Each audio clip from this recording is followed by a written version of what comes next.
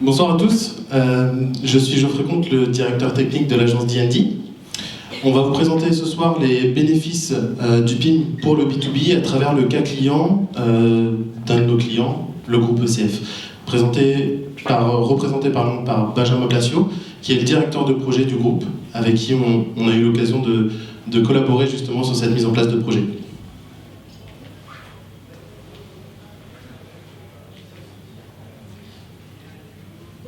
Une slide.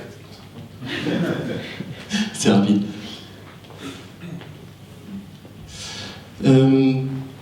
Tout d'abord, je vais présenter l'agence D&D pour ceux qui ne la connaissent pas déjà. L'agence D&D a été fondée en 2004 par deux frères, Julien et Christophe Didier. Nous sommes une agence spécialisée en B2B et B2C, principalement dans les e-commerce. On est basé historiquement sur Paris, là où on a développé la société. Puis, depuis maintenant quelques années, on s'est développé sur Montpellier, puis Lille et maintenant Nantes. On travaille sur différentes solutions, principalement Magento, mais aussi toute la suite Oro à travers Eurocommerce et EuroCRM. On travaille également sur la partie Akeno depuis les tout débuts de la solution Akeno, puis la partie Vue Storefront, pour ceux qui connaissent peut-être le système PWA, Progressive Web Application, développé par une société qui s'appelle Divante. On a des clients dans divers domaines, à la fois l'industrie, l'agroalimentaire, le retail, le luxe. On est présent du coup sur le B2B et le B2C. Vous avez une ébauche de certains de nos clients. Je passe maintenant la parole à Benjamin, qui va se présenter et vous présenter aussi le groupe ECF. Merci Geoffrey. Donc, qui on est déjà en préambule? Merci beaucoup d'être là. Je suis un peu embêté parce que tout a été tellement bien dit avant, donc on va juste être un exemple dans la vraie vie que tout ce qu'ils ont dit avant, c'est vrai en fait. Et c'est déjà pas mal. Donc, qui on est le groupe ECF? On est un groupe dans le monde avec plein de gens, on fait à peu près 400 millions d'euros de chiffre d'affaires. On vend très concrètement au café, hôtel, restaurant, tout ce que vous allez trouver dans un restaurant qui n'est pas de la nourriture. Donc des assiettes, des verres, des couverts, de l'essuie-tout, des produits vaisselle, vraiment à peu près tout, sauf le très gros matériel qui est accroché au mur, en gros. Et donc on fait ça depuis longtemps, puisque on a une société en France qui s'appelle Chomette, qui existe depuis 1880. Et on s'est développé progressivement, d'abord en Europe, puis un peu plus partout dans le monde, par rachats successifs. Le seul continent où on n'est pas encore beaucoup, c'est l'Amérique, mais pourquoi pas un de ces jours. Notre métier, donc, comme vous l'avez peut-être compris, c'est d'être distributeur. Donc on a beaucoup de fournisseurs différents pour pouvoir servir tous ces types de produits dont je vous ai parlé. Et donc on a une certaine volumétrie de clients, 80 000 en tout partout dans le monde et 30-40 000 en France à peu près. Ces clients-là justement, donc on est au cœur du sujet B2B et en fait on adresse un scope assez large et on y reviendra justement sur nos besoins après, du très gros B jusqu'au tout petit B, c'est-à-dire qu'on va être un des principaux fournisseurs du groupe Accor, d'un point de vue mondial, comme on va servir le café du coin indépendant qui est tout seul et qui gère le café avec sa femme. Donc c'est vraiment un spectre de clients assez large à adresser, comme on peut le voir, que ce soit donc, vraiment des cafés, hôtels, restaurants, que ce soit dans l'hôtellerie, des collectivités, puisqu'on va aussi servir des groupes comme Sodexo, Elior, etc. pour des cantines, mais y compris des collectivités indépendantes, comme des maisons de retraite ou autres, et dans le tourisme avec les résidences de plein air, etc., etc. Donc une variété de clients et une variété du coup de besoins, on y reviendra juste après, si je ne me trompe pas de côté, c'est mieux. Et les produits, je vous l'ai dit, je vais passer rapidement, mais des produits d'art de la table, des ustensiles de cuisine, tout ce qui peut servir à faire un buffet, tous les consommables qu'il y a dans un restaurant. Donc on vend de tout et on essaye justement d'être un peu le one-stop shop pour le non-alimentaire de nos clients. Donc pourquoi on s'est lancé dans tout ça, notamment dans le projet Akeneo?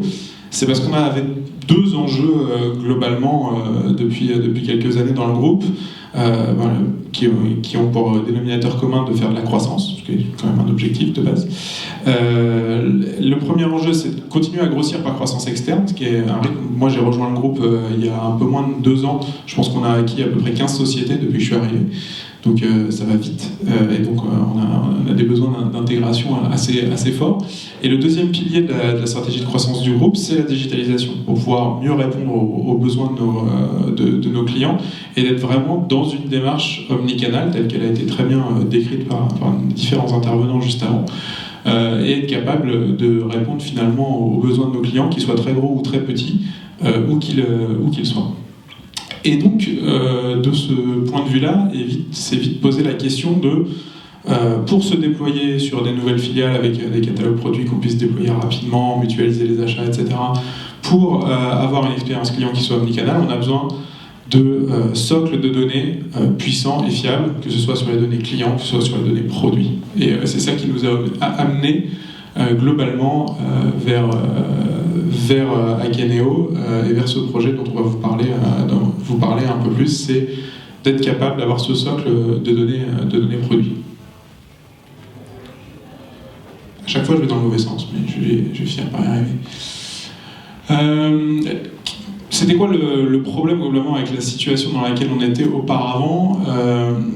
C'est que on est comme vous l'avez vu tout à l'heure, en 1880, on n'avait pas encore de ERP en 1880, mais le système d'information sur lequel on tourne encore aujourd'hui beaucoup, notamment sur les filiales françaises, il a été développé dans les années 90, et il a conduit sur tout le volet de la data à avoir une expérience assez hétérogène et basique. Et donc quand il s'agissait derrière de produire un catalogue print qui reste, comme ça a été dit avant, un des fondements aussi de notre relation commerciale avec nos clients, quand il s'agissait de faire nos premiers sites e-commerce qu'on a commencé à faire dans les années 2010, c'était un peu la croix et la bannière d'aller rassembler des informations qui dans un Excel, qui des photos, mais bon, on peut avoir que 3 photos parce que tu comprends, ça ne peut pas aller dans la base de données, etc. Enfin bon, pas mal de complexité. Et puis face à ça, un marché qui va très vite, des demandes de nos clients, notamment les plus gros en premier lieu, et qui nous disent écoutez, moi de toute façon, pour pouvoir dealer le nouveau contrat annuel avec vous, il va falloir qu'on fasse un intranet de prise de commande, vous nous présentiez toute votre offre. Nous, écoutez, on est en train de développer une marketplace où tous nos fournisseurs vont s'intégrer, donc il va falloir que vous branchiez vos tuyaux pour amener toute l'offre produit, évidemment avec tous vos prix personnalisés. Donc, des demandes de clients qui viennent, des besoins de plus en plus multiples avec les nouvelles filiales de produire non plus un catalogue pour la filiale Chomette historique, mais X catalogues dans divers pays et différentes langues, des projets de site e-commerce qui arrivent avec le programme de digitalisation pour lequel j'ai été recruté et que j'ai mené. Donc tous ces besoins finalement qui viennent se percuter à une expérience et une dissémination de la donnée produit. Et un dernier paramètre qui était un peu compliqué à prendre en compte, qui était un niveau de maturité de nos fournisseurs, parce que n'oublions pas qu'on est principalement distributeur, on a des produits aussi en marque de distributeur qu'on fait produire et qu'on source, mais on s'appuie beaucoup sur nos distributeurs pour récupérer de la donnée. Et là, on se heurte à des niveaux de maturité qui sont très très hétérogènes, pour pas dire pour beaucoup assez bas, dans la maturité et la qualité de la donnée produit. Donc tout ça c'était un peu compliqué. On s'est dit on va déjà essayer d'être propre chez nous et d'être clair et structuré sur ce qu'on veut pour y arriver. Hop, et c'est pour ça qu'on a appelé D&D.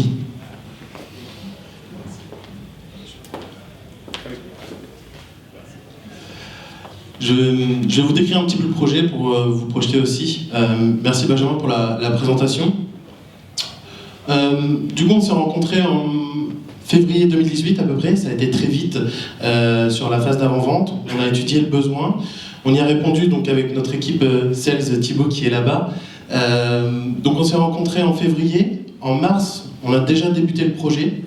Mars 2018, on a eu une phase de conception pour vraiment bien comprendre le besoin, le définir avec le groupe SCF, avec Benjamin et toute l'équipe produit. Une phase de conception d'environ 3 mois. Et puis, à l'issue de cette phase de conception, on a eu environ 3 mois à peu près de mise en place, de développement, pour nous amener justement sur une mise en production en septembre 2018. la version du PIM, à ce moment-là, c'était la dernière qui était sortie. Donc la 2.3, aujourd'hui, on est à la 3.x en version PIM. On a eu donc un temps de projet de 6 mois, ce qui est un temps de projet annoncé par Akeneo, par l'éditeur. C'est des temps de projet de 3 à 6 mois en règle générale. Alors, pour vous donner un ordre d'idée, en termes de données, et pour vous expliquer un petit peu le projet, pourquoi il a duré 6 mois aussi. Le projet, c'est 3 sources d'alimentation de données. On avait à la fois une alimentation de données via le RP, via les fournisseurs, et puis un enrichissement manuel via les chefs produits. C'est quelque chose qu'il a fallu mettre en place et surtout faire collaborer ces 3 modes d'enrichissement. On a ensuite 4 canaux de diffusion dans 5 langues différentes, environ 15 000 catégories, plus de 400 attributs produits. Donc je pense que si vous avez des catalogues produits, vous voyez à peu près ce que ça représente comme travail. Et puis au lancement, donc on avait 10 000 produits, 20 000 ressources. Donc quand je dis 20 000 ressources, c'est 20 000 images produits à peu près, avec de belles contraintes aussi en fonction des canaux d'adapter les images produits.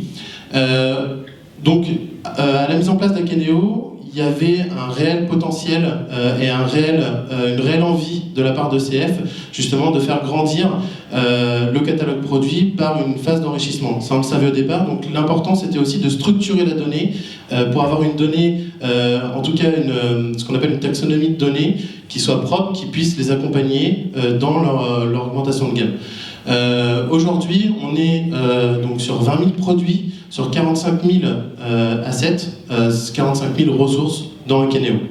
Donc on voit qu'il y a déjà une belle augmentation de données, et ça continue, et c'est pas fini.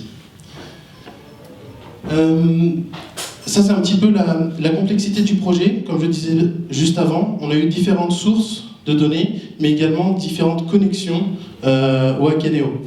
On a eu 4 grandes parties. Et il y en a une autre qui n'était pas une connexion, mais qui a été un petit challenge sur le projet également, surtout en interne pour les équipes ECF, les équipes produits.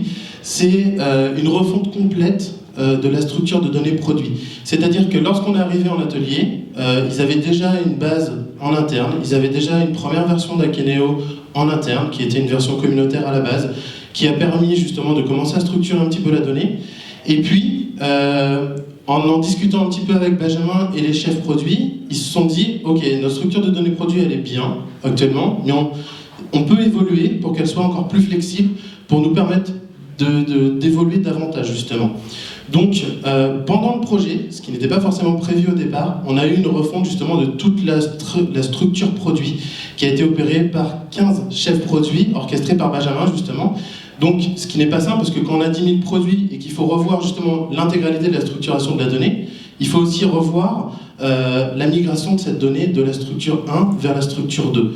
Donc ça a été un réel challenge, plus humain que technique au final, qui a pu être opéré à la fois grâce aux équipes ECF, les équipes chefs produits, les équipes humaines, j'ai envie de dire, et puis Laurent et toute la DSI qui ont pu aussi orchestrer et soutenir les équipes. Un autre challenge a été donc la connexion de Akeneo au SI, ce qui regroupe aussi l'automatisation des flux, puisque on a intégré 100% de la donnée en automatique directement de l'ERP vers Akeneo. Les utilisateurs se créent tout seuls, donc les fournisseurs reçoivent un mail pour se connecter en automatique à Akeneo sans qu'il y ait aucune modification ou aucune action manuelle de la part d'un utilisateur dans le système. Donc ça a été aussi une prouesse parce qu'on a eu un petit peu plus de flux, un petit peu plus de développement spécifique sur le projet pour arriver à ce stade-là. Ensuite, on a eu aussi la connexion donc, de PIM to Catalog qui était prévue en début de projet, que vous a présenté Aymeric tout à l'heure. Ici, ce qui était intéressant, c'est que c'est venu plus en fin de projet, une fois que la donnée était structurée, on n'a pas eu d'impact sur le projet, donc il n'y a pas eu de soucis. Et puis ensuite la partie text master, donc pour tout ce qui est traduction en automatique du catalogue produit sur les différentes langues. Voilà.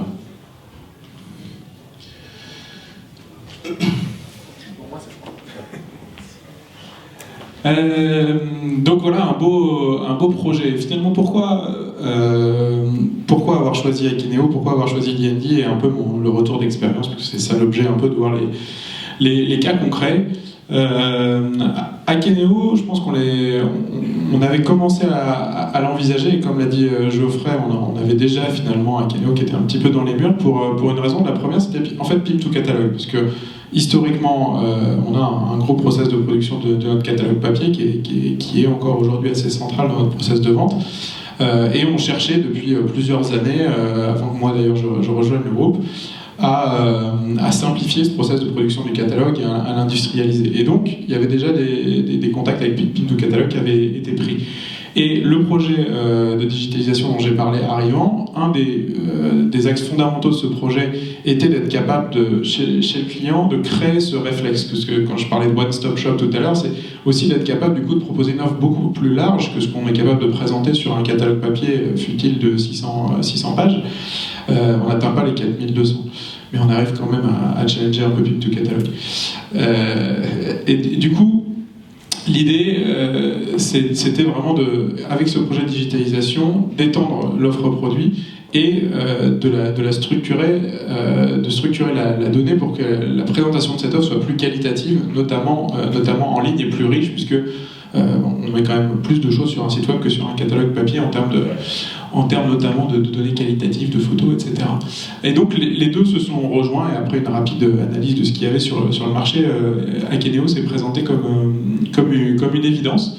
On l'a choisi aussi parce qu'on est vraiment dans une logique, on apprécie cette logique open source et cette démarche à un moment donné d'être dans une logique d'intégration et de connectivité avec les différentes plateformes, parce qu'on avait déjà en tête le projet e-commerce derrière, on ne savait pas exactement si on allait choisir Magento, Oro, etc. Mais on savait qu'on avait besoin de s'inscrire dans un écosystème qui soit plutôt open source et en tout cas assez interopérable. Donc là aussi, on n'a pas été déçus à ce niveau-là, puisqu'aujourd'hui Akeneo est connecté à notre Magento, puisque finalement c'est Magento qui avait été retenu. Et tout ça fonctionne plutôt bien. Actualisation de la roadmap. Oui, effectivement, ce qu'on a aimé aussi chez Akeneo, et on le voit encore aujourd'hui, puisque j'ai moi-même été impliqué modestement dans les retours d'expérience client. Pour le développement de l'outil, les fonctionnalités évoluent beaucoup. Je pense notamment à la partie gestion des images, des ressources, le PAM d'Akeneo. Et donc ce dynamisme-là, on l'avait bien senti aussi en phase de choix d'outils. Et puis 2-3 mots sur D&D, même si Julien a dit qu'il ne fallait pas dire du bien, etc. Donc, du coup, je vais dire du mal, mais non, on avait choisi D&D pour déjà l'expertise technique et la réputation qu'ils ont sur tous ces outils qu'ils sont capables de mettre en œuvre, ce qui nous avait été recommandé par d'autres acteurs du marché.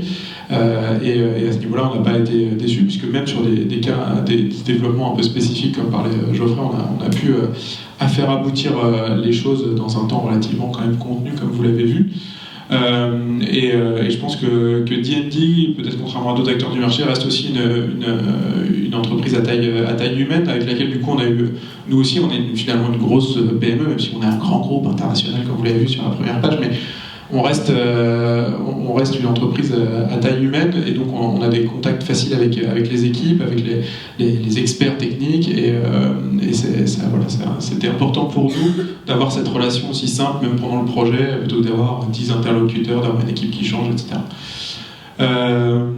Voilà, globalement, vu que j'ai pas mes notes, je me souviens plus de tout ce que je devais dire sur ce slide, mais globalement ça s'est bien passé.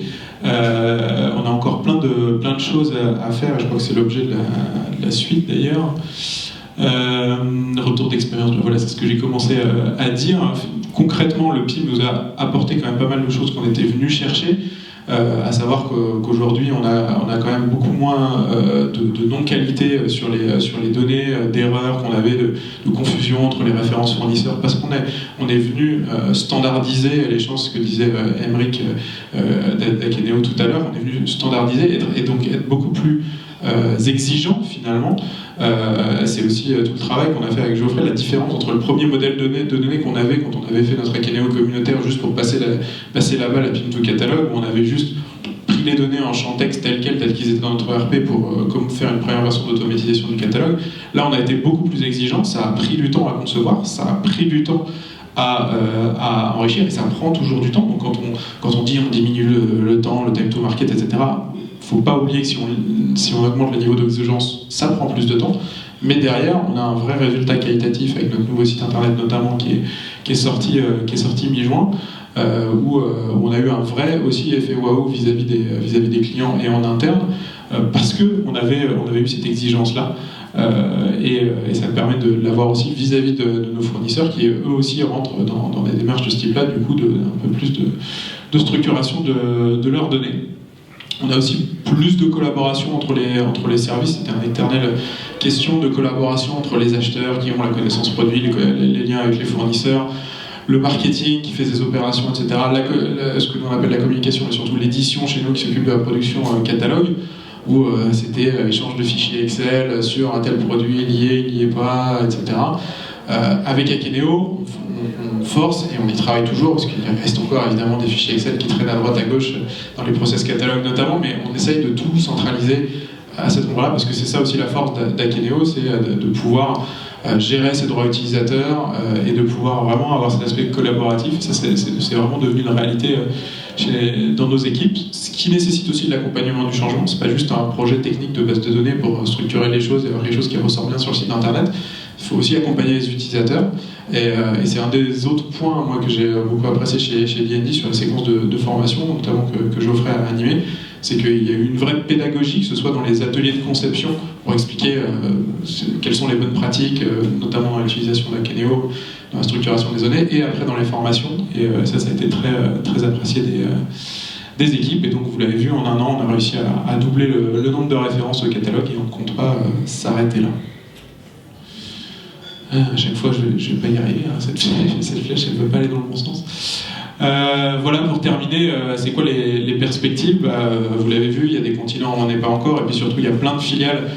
Aujourd'hui, on s'est beaucoup concentré sur l'offre groupe centrale, qui est très présente en France, mais on a grossi beaucoup par acquisition, comme je vous le disais tout à l'heure. Donc on a plein d'offres locales qui sont très spécifiques, et donc on a dans les cartons pas mal de choses à faire à l'international pour déjà vraiment industrialiser cette partie traduction qui reste encore un petit peu one-shot aujourd'hui, et vraiment exploiter la force de Textmaster, et aller sur les différentes filiales où on n'est pas encore, ouvrir de nouveaux sites e-commerce, et donc au préalable, avant d'être rentré dans cette démarche e-commerce omnicanal, forcément venir rationaliser les données produits et déployer les bonnes pratiques qu'on a initiées en centrale. Merci à tous, et je suis dispo aussi